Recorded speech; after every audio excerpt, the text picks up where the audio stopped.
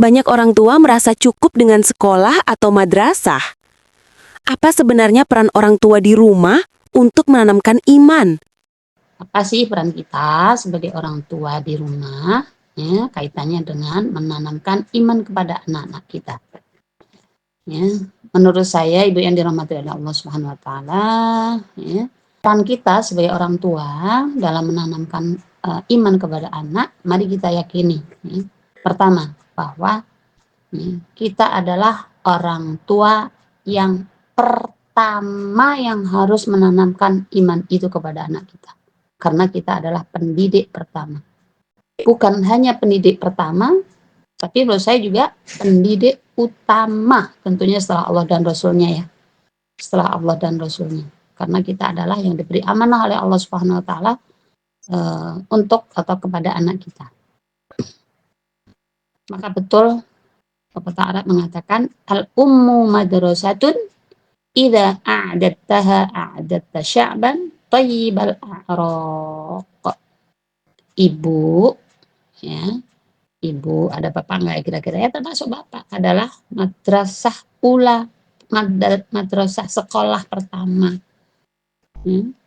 Idza a'datta sya'ban, jika ya kalian mempersiapkan ibu tersebut, orang tua tersebut dengan persiapan yang baik, maka kalian akan mempersiapkan generasi yang sangat mulia.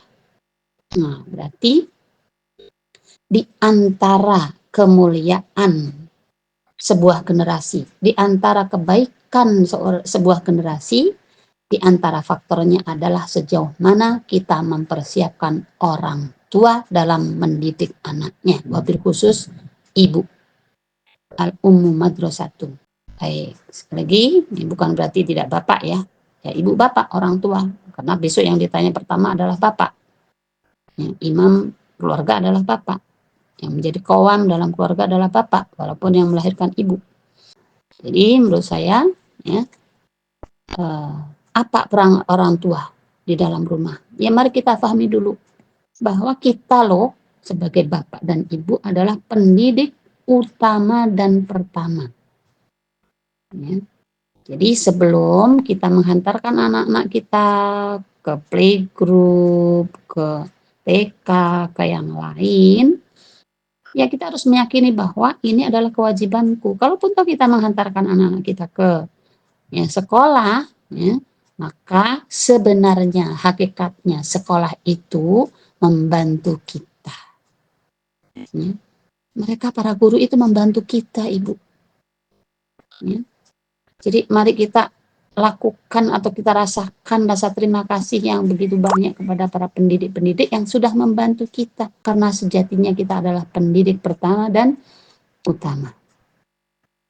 Bukan hanya dua itu, tapi menurut saya juga ya, penanggung jawab pendidikan anak di hadapan Allah Subhanahu Wa Taala pertama adalah kita, orang tua.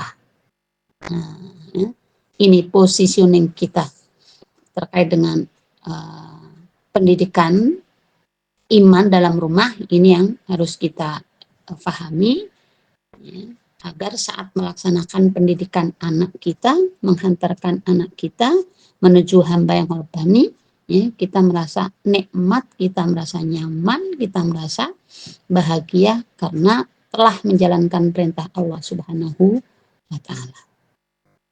Baik, ya. Ini positioning kita, kedudukan kita ya sebagai orang tua di rumah. Mari kita pahami ya bahwa kita adalah pendidik pertama, pendidik utama, dan kita adalah penanggung jawab pertama ya kepada Allah Subhanahu Wa Taala terkait dengan pendidikan anak kita. Nah, oleh sebab itu para orang tua yang dimuliakan oleh Allah Subhanahu Wa Taala, ya khususnya diri saya mengingatkan diri saya sendiri dalam menghantar anak dan cucu. Ya, saya sudah punya cucu 3, Ibu yang dirahmati oleh Allah. Ya. Anak saya 6 dan sampai sekarang juga berproses menghantarkan anak-anak. Semoga Allah catat sebagai anak-anak kita sebagai hamba Rabbani. Ya. Maka ayo kita intip ya, bagaimana arahan para ulama terkait dengan prinsip-prinsip menghantarkan anak kita menjadi anak-anak atau hamba-hamba yang robbani di sisi Allah Subhanahu wa taala. Ya, di sini saya tulis ya, bagaimana prinsip untuk menghantarkan anak-anak kita menjadi hamba robbani. Pertama, ini pertama dan utama ya Mbak Ibu, ya. Didiklah anak kita dengan ikhlas. Ya. Ikhlas itu arti secara bahasanya apa? Murni. Ya. Makanya surah Al-Ikhlas itu walaupun nggak ada kata ikhlas ya Ibu ya. Surah Al-Ikhlas emang ada kata ikhlas? Nggak ada kan ya? Ya. Kenapa disebut ikhlas? Ya karena isi utamanya adalah mengajarkan tentang kemurnian bertauhid kepada Allah Subhanahu wa taala. Begitu juga kita seharusnya saat menghantarkan anak kita, ya, kita bebaskan niat-niat campuran. Kita tidak didik mereka kecuali ya, hanya mengharap ridho dari Allah Subhanahu wa taala agar anak kita menjadi hamba-hamba yang taat kepada Allah, agar mencintai Allah, mencintai Rasulnya, beriman kepada Allah, beriman kepada Rasulnya, kitabnya, dan lain sebagainya, memenuhi perintah dan tuntutan Allah Subhanahu wa Ta'ala. Nih, pertama dan utama, ikhlas harus ada. Kenapa demikian? Ya, karena banyak di antara para orang tua yang ya, saat anak dewasa, saat anak kerja, mulailah menghitung-hitung. Dulu kalian kuliah habis sekian loh, habis sawah sekian loh, habis sekian M loh. Ya. Nah, walaupun kita tidak menuduh mereka, ya, tapi sangat mungkin yang begini ada terjadi di tengah-tengah masyarakat kita. Nah, kita semoga Allah hindarkan dari campuran-campuran niat yang lain. Anak kita adalah hamba Allah, maka ya, ayo kita didik mereka sesuai dengan tuntunan dan tuntutan Allah Subhanahu wa Ta'ala. Ibaratkan sebuah tas ya Mbak Ibu ya. Kalau kita dititipin tas orang lain, emang kita berani buka-buka isinya, terus kita bawa tenteng kemana-mana semau kita. Kalau orang yang benar jujur ya nggak berani lah. Begitu juga anak kita, ini titipan Allah Subhanahu wa Ta'ala. Ya harus kita rawat sesuai dengan kehendak Allah Subhanahu wa Ta'ala, nggak mengharapkan yang lain. Ya. Mari kita didik anak kita ya, murni karena mengharap ridho, hidayah, inayah, mahabbah dari Allah Subhanahu wa Ta'ala. Satu. Dua, didiklah dengan cinta kasih. Nah ini Mbak Ibu ya. Kadang-kadang sudah ikhlas sih, tapi ya gangguan yang lain ya masih suka berseliweran, mendidiknya dengan ngedumel, dengan berat hati, dengan gerutu. Ya. Nah, ayo ini mengingatkan diri saya sendiri dan juga kita semuanya. Ayo kita hantarkan anak-anak kita dengan penuh kasih sayang. Ayo nak sholat, ya. Bangunkan anak-anak kita yang sudah remaja, apalagi yang dewasa, mulailah dari anak-anak. Sebagaimana Rasulullah SAW mengajarkan, memerintahkan kepada kita, ya, sedini mungkin untuk mengajarkan sholat kepada mereka. Di usia 7 tahun, sudah lancar baca sholatnya, lancar baca Qur'annya. Ya. Semuanya kita lakukan dengan penuh cinta kasih kepada anak-anak kita. Bukan karena terpaksa. Ya. Bukan karena terpaksa, sebenarnya itu aku nggak suka loh sama anak-anak. Ya, tapi gimana lagi? Ya, semoga nggak ada yang begitu. Baik, yang kedua. Yang ketiga, didiklah dengan teladan. Kalau tadi pertama al-ikhlas, kedua at-tarbiyah bil mahabbah. Ketiga adalah at-tarbiyah bil qudwah. Jangan sampai menjadi orang yang tipe orang tuanya hanya menyuruh dan menuntut anak, sementara kita sendiri tidak bisa memberikan contoh. Nah, kalau sholat tepat waktu kita sendiri, sore-sorean misalnya sudah terlambat, alhamdulillah.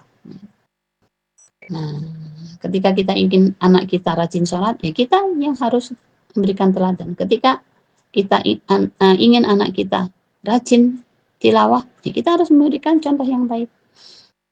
Ya, ketika kita ingin anak kita berkata yang baik, sopan, ya, enggak kata-kata yang kotor yang keluar dari mulutnya, ya kita yang memberikan contoh yang baik. Kita ingin anak kita jujur, ya yuk berikan contoh jujur. At-tarbiyah bil qudwah. Yang keempat, at-tarbiyah bil mau'idhah. Yang namanya anak ya, Mbak Ibu ya. Kadang-kadang pertimbangannya belum matang. Nah, maka kita munculkan tanggung jawab kita yang keempat. Didiklah dengan arahan. At-tarbiyah bil mau'idhah, dengan arahan. Bisa nasihat, ya, bisa wejangan, dan lain sebagainya. Mau'idhah. Yang kelima, sertakan reward dan punishment. Ya, at-tarbiyah bil thawab wal iqab. Sudah hatam bunda, ayah, 1 juz. Oh baik, alhamdulillah, anak soleh, anak solihat, ya. Mau apa? Hadiahnya mau apa? Mau tas, mau mobil, atau mau duit? Nah, kurang lebih begitu ya, Mbak Ibu ya. Sebaliknya, jika melakukan kesalahan, kakak siap diapain nih? Sama bunda, sama ayah. Sholatnya udah terlambat. Ayo, pilih mana? Ya, pilih bersihin ini atau pilih begini, ya, atau pilih ngapain ya, silakan kasih pilihan. Disurahkan kepada anak, kakak pilih yang mana ini? Ya, kan kakak kemarin sholatnya terlambat, atau nggak ngaji sama sekali, atau nggak belajar, atau nggak ngerjain PR. Ya, biar kakak disiplin, ya. Ayo kakak didik diri kakak sendiri. Ya. Nah, kurang lebih begitu, reward and punishment. Dan yang keenam adalah at-tarbiyah bil muraqabah, dengan dipantau Mbak Ibu. Khususnya anak-anak yang gede yang sudah megang gadget. Jangan pernah merasa aman dengan gadget anak-anak. Pantau isinya. Ya. Sekarang sudah sangat luar biasa. Pintu-pintu virus masuk lewat HP sudah terlalu mudah. Ya. Nah, ini diantara hal yang menginspirasi saya dalam kaitannya dengan muraqabah ini, Mbak Ibu yang dirahmati oleh Allah Subhanahu wa taala. Di antaranya adalah di surah Al-Qasas, Ibu yang dirahmati oleh Allah Subhanahu wa taala. Ya, ini surah Al-Qasas ini sangat menarik ya, kaitannya dengan cerita ibunya Musa yang diawali oleh Allah Subhanahu wa taala di ayat 7 ya, Ibu. A'udzubillahi minasyaitonirrajim. Wa auhayna ila ummi Musa an ardi'i. Perintah Allah Subhanahu wa taala kepada ibunya Musa untuk menyusuinya. Nah, setelah itu kan ceritanya terus diapain? Dihanyutkan kan ya?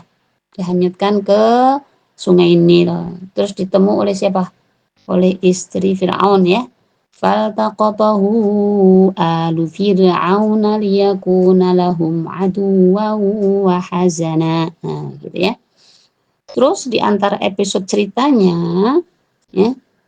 Nah, ini ya Mbak Ibu. Walaupun dihanyutkan di Sungai Nil, kan menghanyutkannya nggak begitu saja dihanyutkan kan? Menghanyutkannya apa? Ya dengan beberapa tempat yang kira-kira dengan dilindungi ya, beberapa tempat sehingga Nabi Musa aman, sehingga bayi Nabi Musa aman. Nah, ini juga jadi inspirasi ya Ibu-ibu, kalau di daerah kita nggak aman, maka nggak apa-apa nitipin ke daerah lain, ke neneknya, ke budenya di kampung sana ya. Nah, sebagaimana bayinya Nabi Musa juga karena dirasa nggak aman dihanyutkan. Tapi apa terus ditinggal, nggak diawasi? Diawasi. Dihanyutkannya juga dengan tempat yang aman, ya. Nah, diawasi. Mana buktinya? Ya. Di ayat berikutnya, di ayat 11, waqalat li ukhtihi qussi. Ibunya Nabi Musa ya, meminta tolong kepada kakaknya Nabi Musa, berarti putrinya perempuan gitu ya. Qussihi fabasurat bihi an junubi ma'an junubi wa hum la yash'urun ya. Dilihat dari jauh oleh kakaknya Nabi Musa. Ya, tapi yang nemuin nggak kerasa karena dipantaunya dari jauh. Nah, begitu juga mengambil pelajaran dari surah ini, ibunya Nabi Musa ya, ingin kakaknya Nabi Musa mengawasi bayi Nabi Musa. Kita pun juga perlu melakukan itu. Apalagi ini anak kita sendiri. Kita awasi. aplikasi, berteman dengan siapa, sehari gadgetnya berapa jam, apa saja yang dibuka, ya, belajarnya dengan siapa, jalan-jalannya dengan siapa. Karena kita diingatkan, almar'u ala dini khalilih, falyanzur man yukhalil. Agama seseorang itu akan sangat banyak dipengaruhi oleh orang-orang atau teman-teman yang dicintainya, orang-orang sekitarnya. Maka ketika falyanzur man yukhalil, ketika kalian ingin tahu iman seseorang, ya udah lihat aja tuh teman-teman dekatnya. Nah, begitu juga anak-anak kita. Kita lihat teman-teman dekatnya siapa. Kita lihat sering diklik apa.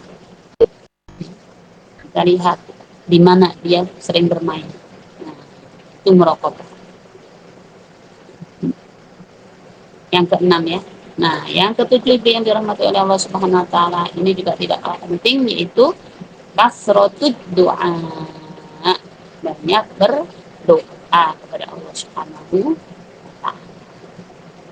Itu prinsipnya. Ya, bilang al-ikhlas, satu, kedua at-tarbiyah bil mahabbah, dua, mendidik dengan cinta, ketiga at-tarbiyah bil qudwah, mendidik dengan teladan, keempat at-tarbiyah bil mau'izah, mendidik dengan arahan, pejangan, ya, tauji, yang kelima at-tsawab wal iqab, perlu disertakan reward dan punishment, yang keenam adalah bil muraqabah, dengan memantau, yang ketujuh sertakan selalu doa kepada Allah Subhanahu wa taala. Nah, masih kaitannya dengan peran orang tua di rumah, apa saja yang perlu kita jaga, aspek apa saja ya? Kalau dirinci banyak Mbak Ibu, tapi saya sampaikan secara globalnya saja 7 ya. Yang pertama, kita perlu memastikan kita telah menanamkan aspek keimanannya. Yang kedua, kita harus memastikan diri kita sudah mengajari ibadah yang benar. Ketiga, ya, kita sudah harus merasa yakin sudah menanamkan akhlak. Keempat, ya, kita juga seharusnya sudah memastikan diri kita mengajarkan tentang ya, akhlak dan pengendalian, penataan emosionalnya. Dan kelima tentang intelektualnya, keenam tentang kesehatan dirinya, jasmaninya, yang ketujuh adalah sosialnya. Ya. Ada ilmuwan menambahkan sisi seksualitasnya, yakni gendernya, bukan ngajarin seks maksudnya, ya, gendernya. Ketika laki-laki ya dari kecil diarahkan, kamu tuh laki-laki, nah, harusnya mempersiapkan diri menjadi seorang imam, pemimpin.